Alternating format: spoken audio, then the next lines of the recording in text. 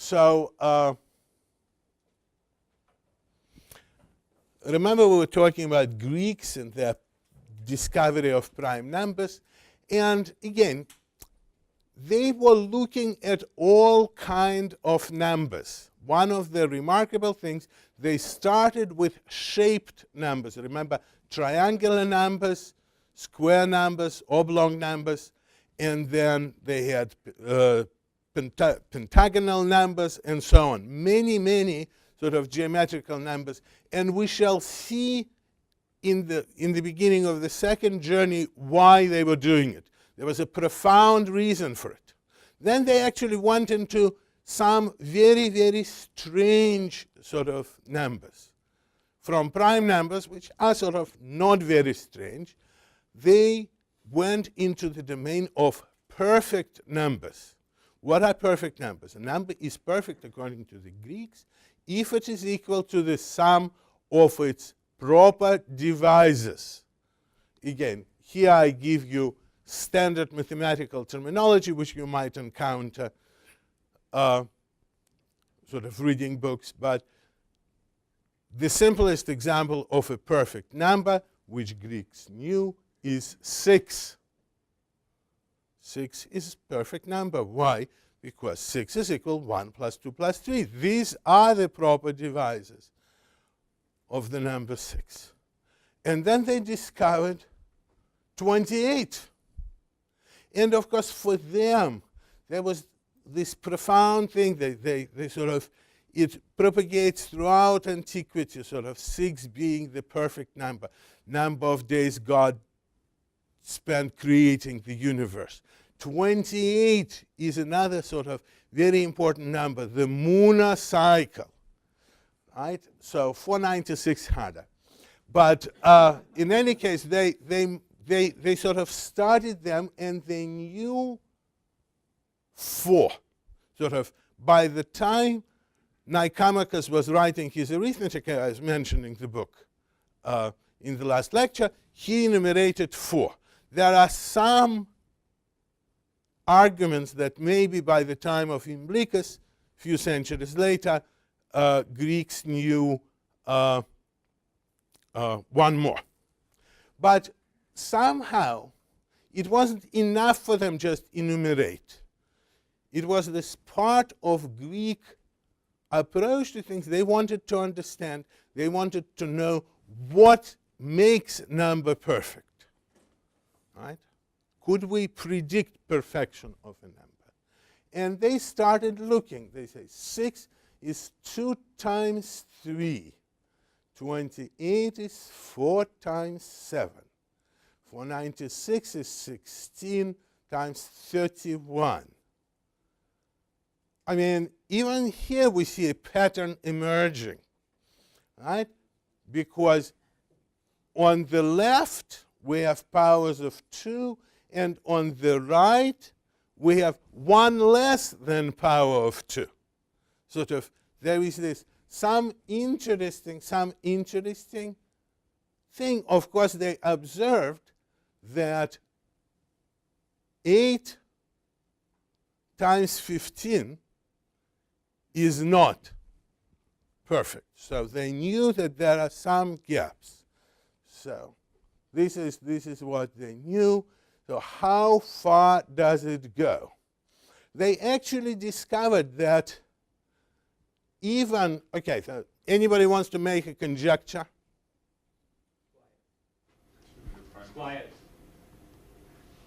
Even power of 2s. Even powers of 2s. Well, doesn't quite work because it will break at 12. Prime powers of 2s. Prime powers of 2s on the right breaks at 11.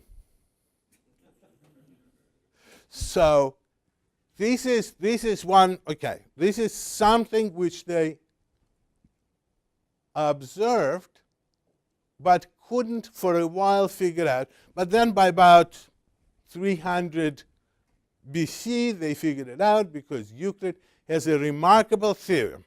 Remember, Euclid is also doing number theory, not just geometry.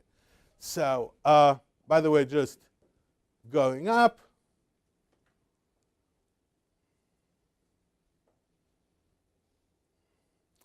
Euclid comes up with the following theorem.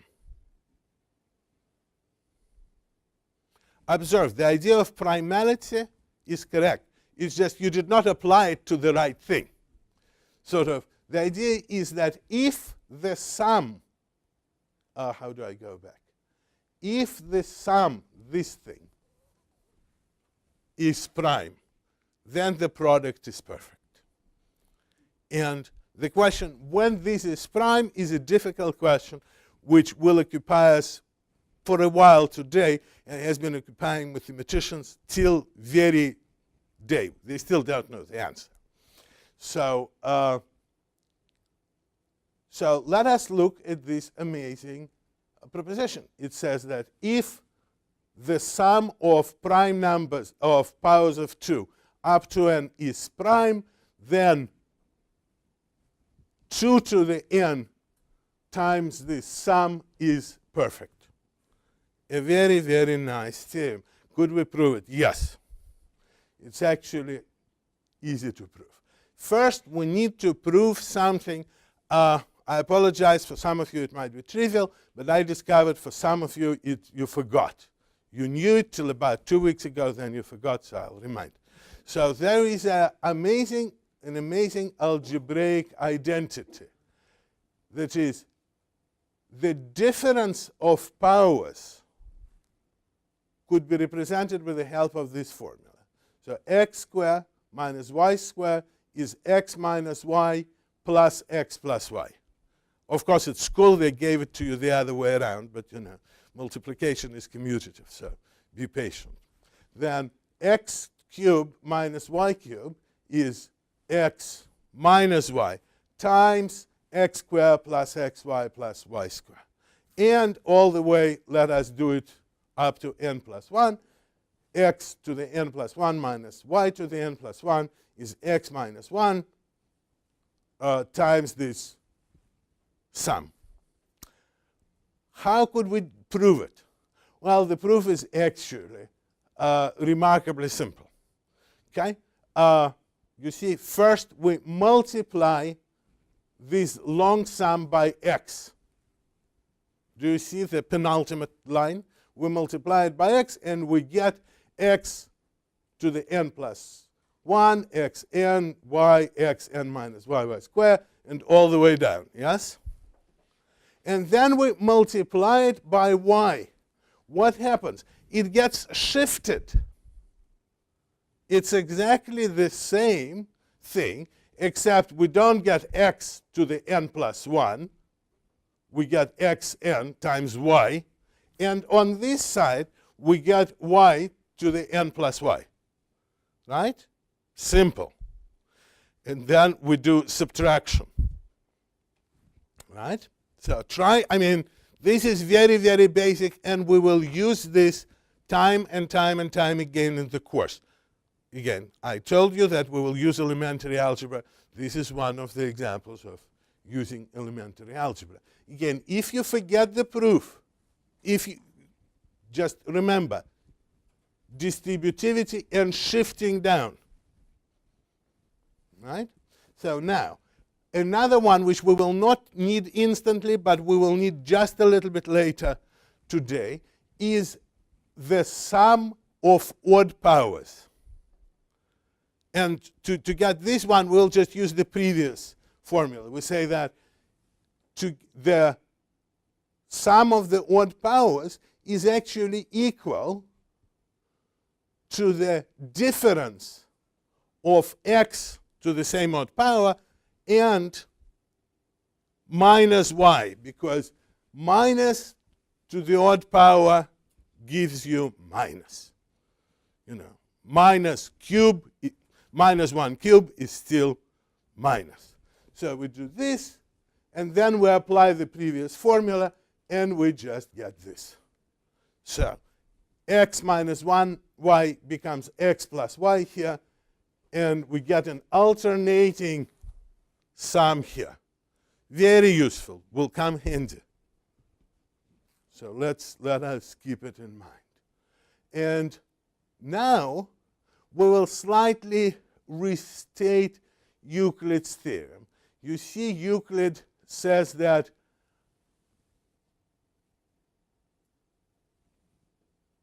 we'll rely on this wonderful identity, that the sum of the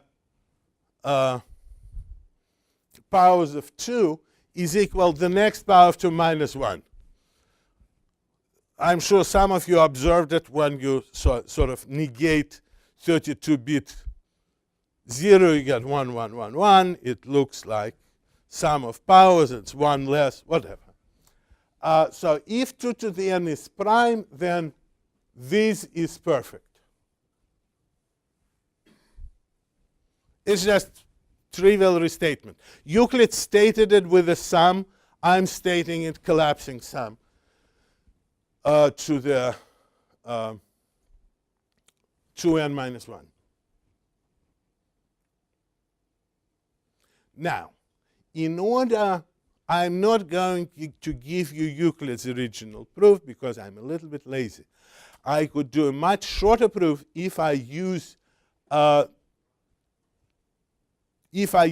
technology developed by Carl Gauss. You don't know who he is. We will encounter him next journey. He's a good guy. So he invented this function called sigma, which is sum of the divisors. Sum of the divisors. And if we have n, which is decomposed into product of powers of prime, and every integer could be so decomposed, then it is, I love saying that, then it's self-evident that this sigma is equal to this product. Why is it self-evident? Because you see, you get every possible combination when you open up this product of the pi's and their powers. So anything who will divide n will come up as one of the guys in this opening things. Very nice. And then what we do, we say, well, and that is, of course, could be easily represented as this. We're using our formula, which we just discovered. So we raise p to 1 more power minus 1 and divided by p sub I minus 1. Right? It's actually easy if you don't get it right away. Think about it at home. It is very easy. And the little problem which we'll have, which I highly recommend that you attempt to do, is that sigma is a multiplicative function. And number theoretic functions are called multiplicative functions if the following holds: when n and m are coprime, have no common divisors. So not in general, but only for coprime. And very many important number theoretic functions, which will play major role in this journey, are multiplicative. So now,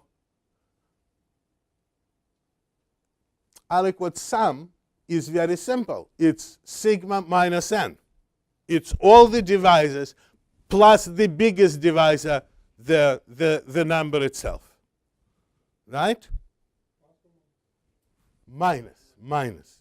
Because sigma is all, so we have to take 1, which is not proper divisor, out. Make sense? Okay. Now we could actually prove Euclid.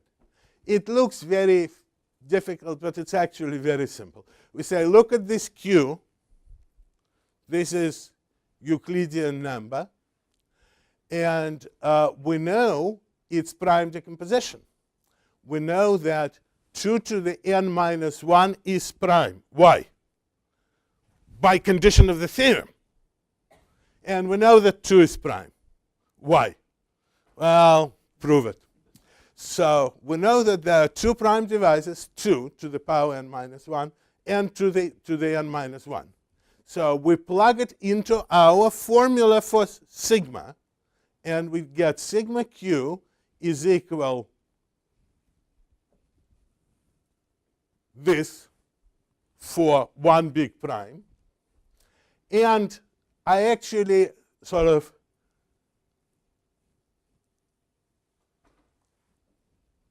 I'm doing it stupidly. There is a faster way, but it's a little bit more, requires a little more thinking. So I'm just plugging into the formula. It's square minus 1 divided by whatever, it's p2 minus 1. I repeat, I just take this formula and use it twice. I use it for 2 here, and I use it for 2n minus 1 here. Right? And when I simplify things, it actually comes to 2q.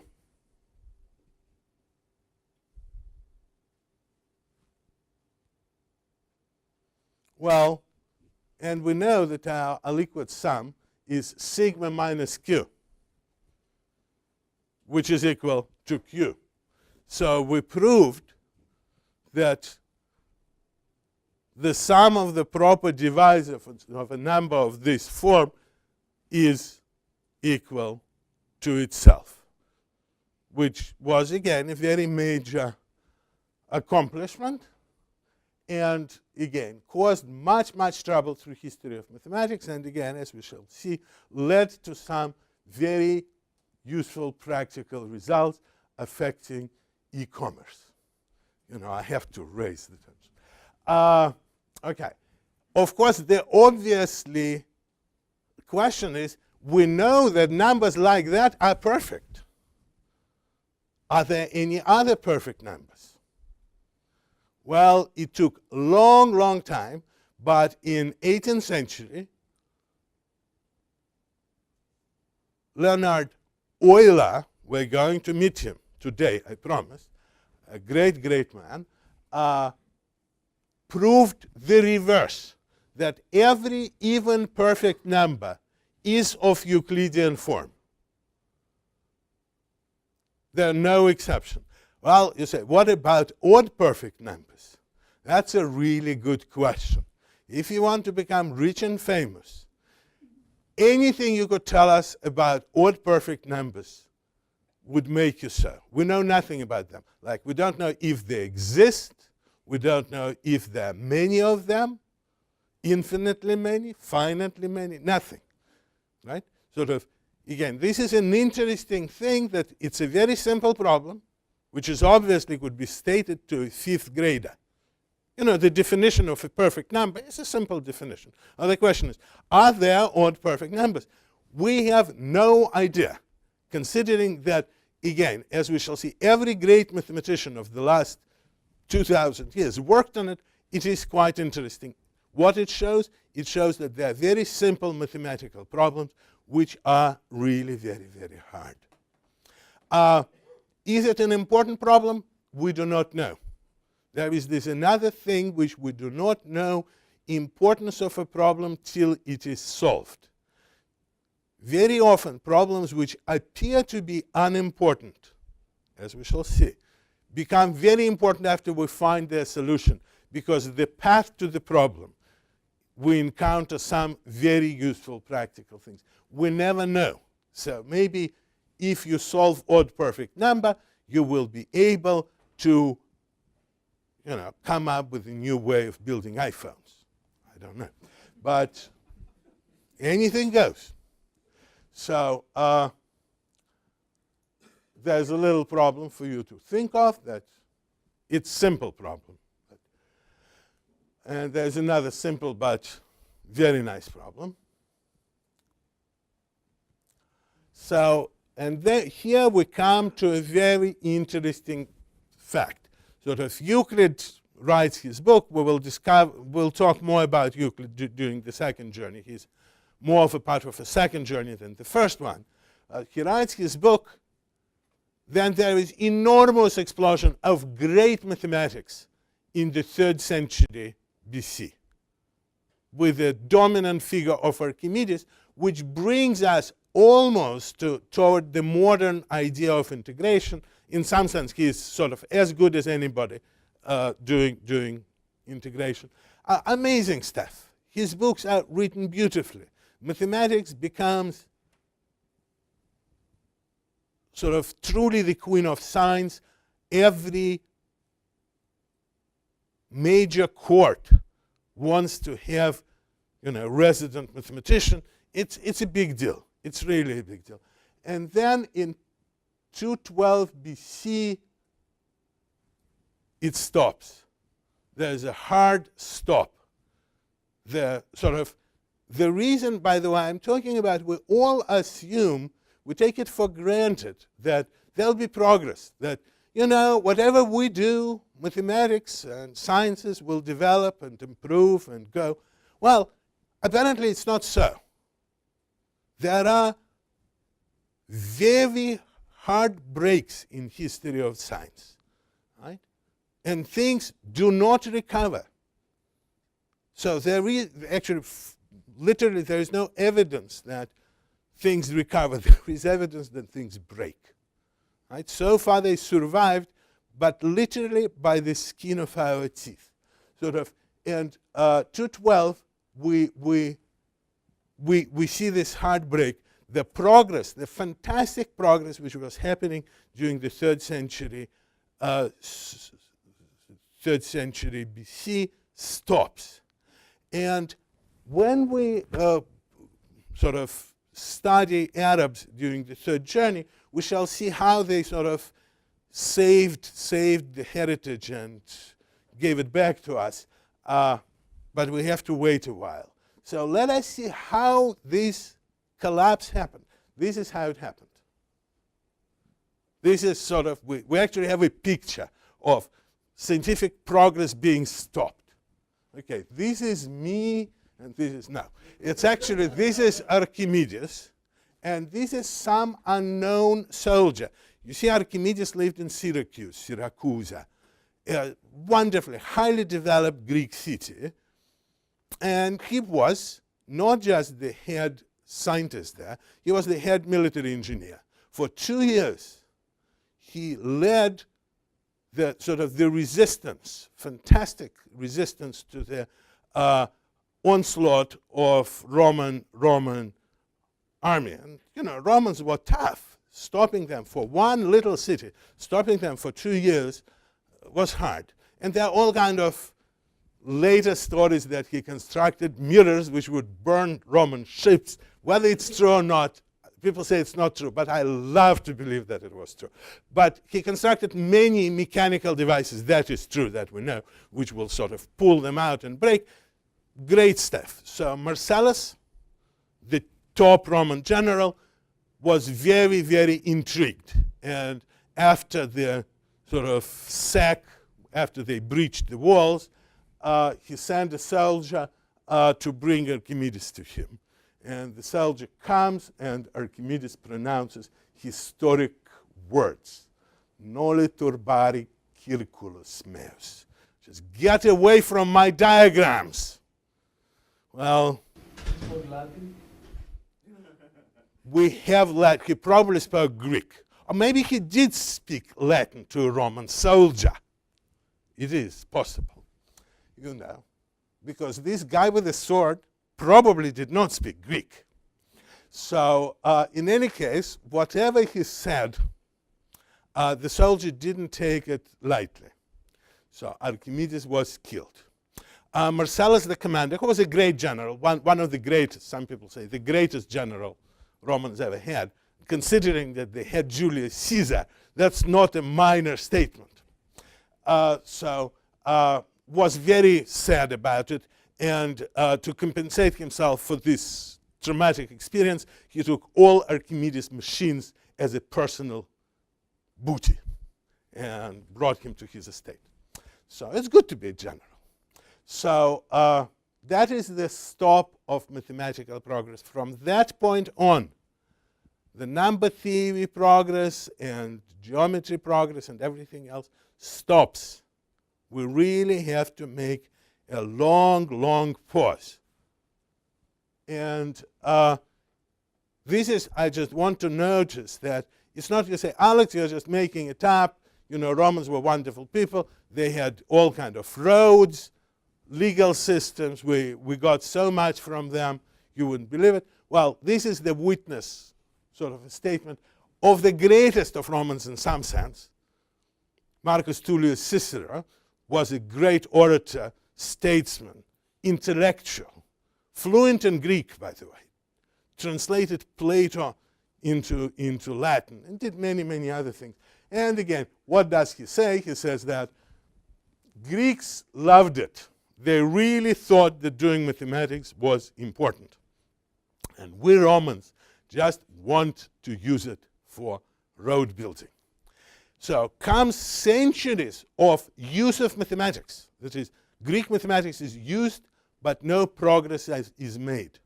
Again, Romans do the following thing, for example, with Euclid.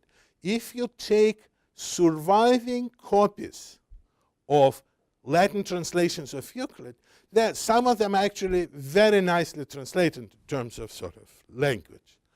There is one interesting thing. Theorems are translated. Proofs are omitted. You see, engineers don't need proofs.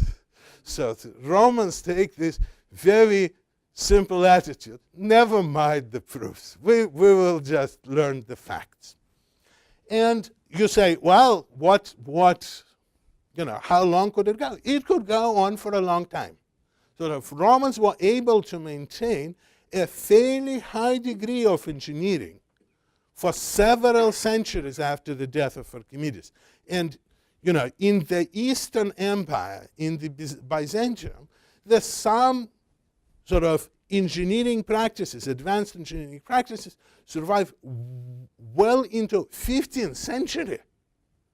Right? But the progress stops. Nobody wants new proofs, and nobody really cares.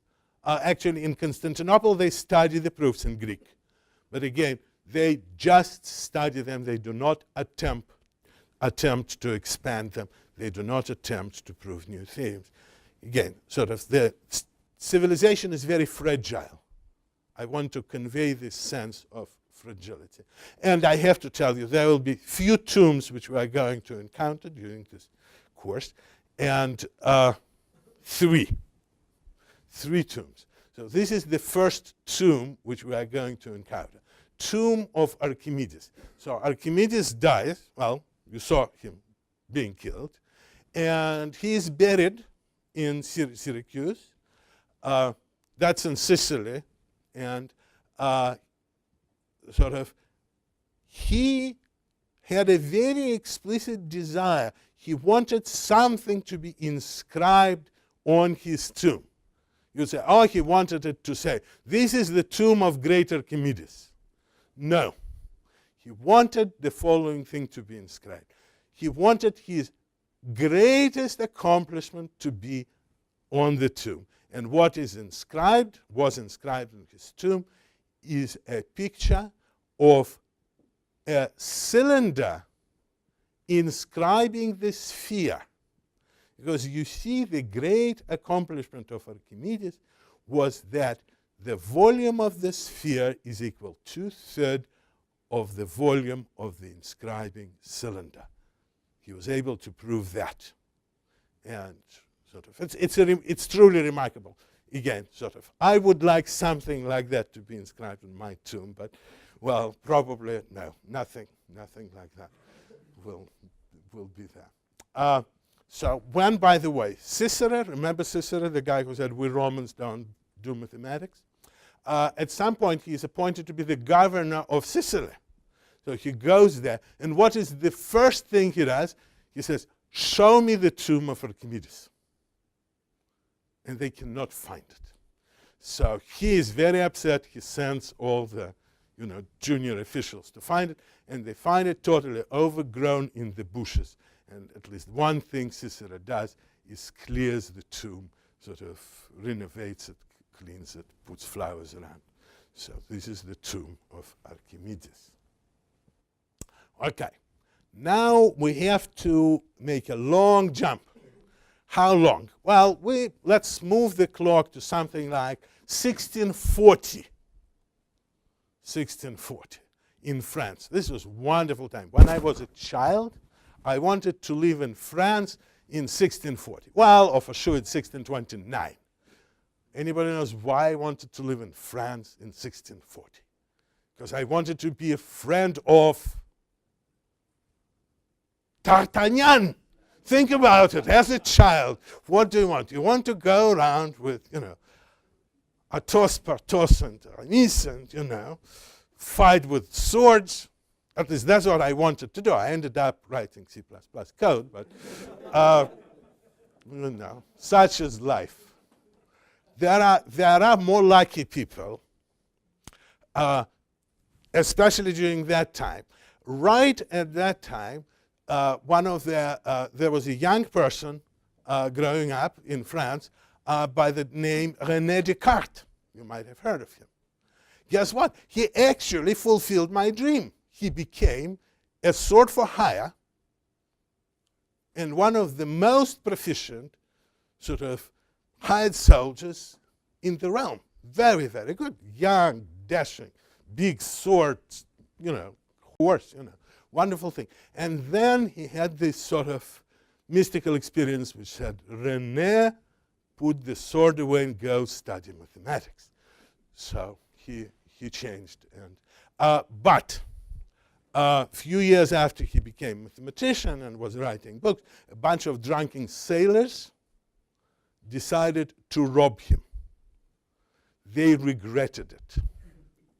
Sort of apparently for the rest of his life, he remained a very great swordsman. So you didn't want to cross his path on a dark night. Okay. But we're not going to talk about him, however great he was. We're going to talk about his very good friend, of whom you never heard. Very few people heard of. Father Marin Mersenne. That's his picture. And that's a stamp in his honor. We will see soon why this stamp is actually in his honor, even if it doesn't have his picture on it. So he was a remarkable fellow. He was, first of all, he is the first vegan mathematician which we know. He belonged to an order of minims. This was a Catholic order of monks, followers of St. Francis of Paula, which were vegans. Very rare. Not just vegetarians, but vegans. No milk, no cheese, no anything, which doesn't make your life in France easy. But even today. But it was sort of an interesting thing. So there lives this monk in his cloister in Paris. And he becomes somehow the center of scientific universe. As it were, he becomes the scientific universe of that time. So what does he do? He is a polymath. Polymath means a person who knows many, many sciences. He's a first-class theologian, writes a bunch of theological books. He does major, major work on music theory, sort of physical music theory, sort of the formulas for string vibration and stuff like that. Was pretty good with optics, sort of Descartes would work with him on that. But that was a minor part of his thing. Sort of all of his achievements, individual achievements, are like nothing compared with a great thing he did, creating what is till today modern scientific community. The modern scientific community, as we have it today, directly descends to friends of this fellow. Because what he does this astonishing thing. First of all, he starts writing everybody's letters. Like, I'll write letter to Tom over there saying, Tom, Ryan just told me that such and such program works like that. Send it to him. Tom will answer to me saying, well, it's a very stupid idea. And I will say, well, Ryan, Tom is not fully convinced, sort of moderating and spreading the information about. Sort of gradually, his friends start coming to his, first of all, they meet in a restaurant, but then he becomes somewhat sick. So they come to his cell. Monks live in cells. Small cell. And basically the center of scientific community from Europe comes there to discuss things. When he dies in 1648, his superiors do a remarkable thing. It was hard to imagine that the bunch of his letters are important. Like, if I die, Bill will probably delete all my email. That's the right thing to do. I'm not complaining. They, instead of deleting all of his email or letters, they publish them. And that's the first proceeding, scientific proceeding which we have. The letters from him and to him, which when they were published, give us a wonderful picture of science in Europe in the beginning of the 17th century. We will, in a second, we'll see how it all relates to perfect numbers. But I have to tell you a little thing about him. This is a short list of his friends. They're not all his friends, not half, but think about it. Galileo, Descartes, Fermat, and Pascal. I mean, you know, I have no words. You know, my mouth dries from just how wonderful it is. I mean, he had friends like that. I mean, I don't. You know, I wish I did. But sort of, you know, the fact that he was very close to all of them is quite remarkable. And through him, by the way, they all become each other friends. Sort of, he tries to convince Descartes to meet Gassendi, and, you know, there are all these sort of letters. He helps Galileo to publish his last book in Holland. You know, he does all kind of things, because actually Descartes is in Holland and knows some publishers. He does amazing amount of sort of stuff, making this community grow. Later on, two great societies come out of it. Slightly after his death, people start missing him terribly. They still want, they realize this is important, and they create, sort of roughly at the same time, around 1666, they create British Royal Society and French Academy of Science, right, which sort of continue. But he was the person who single-handedly, with no funding, with no support, created the modern scientific community. He created this idea that you have to publish, you have to let other people know about your results. And he had to struggle, as we shall see, because many of his friends were sort of still people of somewhat previous generation, you know, the 15th century. So they would say, well, I have a proof, but I'm not going to tell you what it is, because I could start my startup, you know, whatever. They were sort of, he had to fight, and he fought successfully. They did start again, it's a miracle. Let me emphasize that. You say we say it was bound to happen. No, nothing is bound to happen, right? It's a sort of this amazing thing that in France, out of nothing comes this list of very great people who start working together and start creating modern mathematics. My typical sort of point why it is not bound to happen is at that time France is not the greatest intellectual power on the continent or anywhere. Spain is. In the early 17th century, Spain is absolutely great. Right? They just produced the greatest novel ever written. Don Quixote.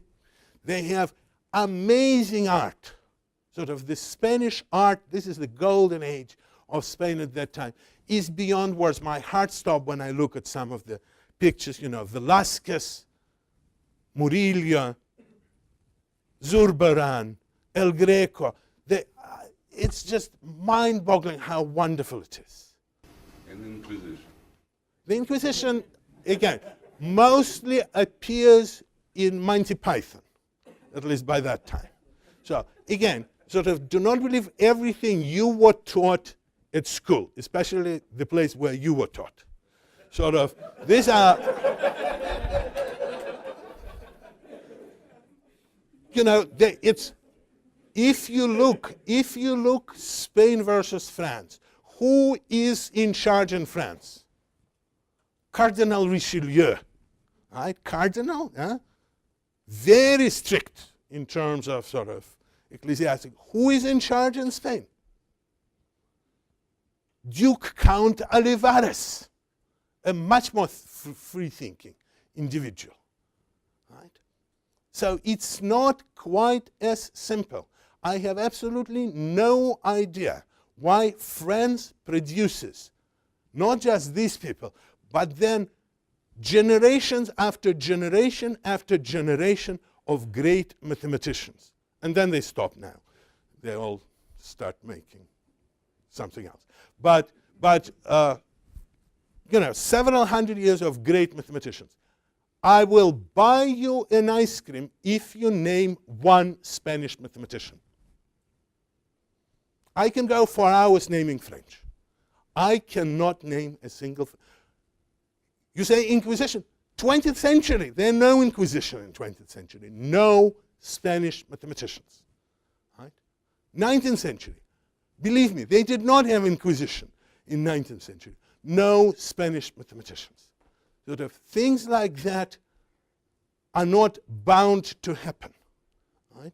Sort of, and the fact that France became the cradle of a great mathematical sort of school, something they have to be very proud, but it's something, again, very fragile. It could go any moment. Right? Sort of things are not, you know. Let me give you another example of how strange things are. At the end of 18th century, Vienna is the musical center of the universe. We go Haydn, Mozart, Beethoven, Schubert, Brahms, do I have to go? Mahler. Yeah? I could go, I could bunch in between. Then in 1945, a drunken American soldier shoots Anton Webern. You might not have heard, but that's the end of Viennese school. I do not know of anyone there since then. Why there is this 100 years of great composers and then nothing? I don't know. Inquisition, maybe, but maybe not. You know, sort of, it's a difficult thing, sort of. But again, the sense of fragility of all of this, that's what I'm trying to say. It comes, it goes. Not necessarily for reasons we could understand. Right? But in any case, so Mersenne had very good friends, and he starts writing letters to them, and that's one of his friends. He's a handsome guy. He looks like D'Artagnan for sure. Very boring guy, by the way. Doesn't have a sword. Well, if he does, it's safely hidden in the closet. Pierre de Fermat, a very solid lawyer. And lawyers in 17th century, they were boring. In 20th and 21st century, they're boring. They don't fight with swords. He lives in Toulouse, south of France, and for years writes letters to Mersenne about all kinds of things. And Mersenne keeps writing to him, "Oh, please come to Paris. You will meet other scientists. You will discuss things." And for years, Fermat said, "Maybe next summer I'll travel to Paris." Guess what? He never travels to Paris. I mean, as far as I could determine, the only place he ever visited was Toulouse. That's where he lived.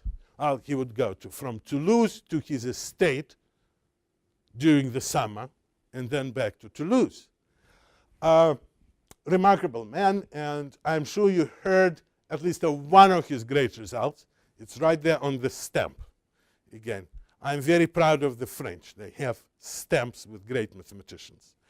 They do not have stamp with Mersenne, and I would like Benoit to make me a promise that when he becomes president of France, he will ask his minister of stamps to put Mersenne on a stamp. Could you promise, Benoit? He does. The previous one was from Liechtenstein. Right, come on. Yeah, a very small state, that no relation to Mersenne. So, no. Benoit is our only hope. So, we will learn many things, but let us start from sort of the back. After Pierre de Fermat dies, maybe I have to stop now. Okay. We'll come back and I'll tell you a little bit more.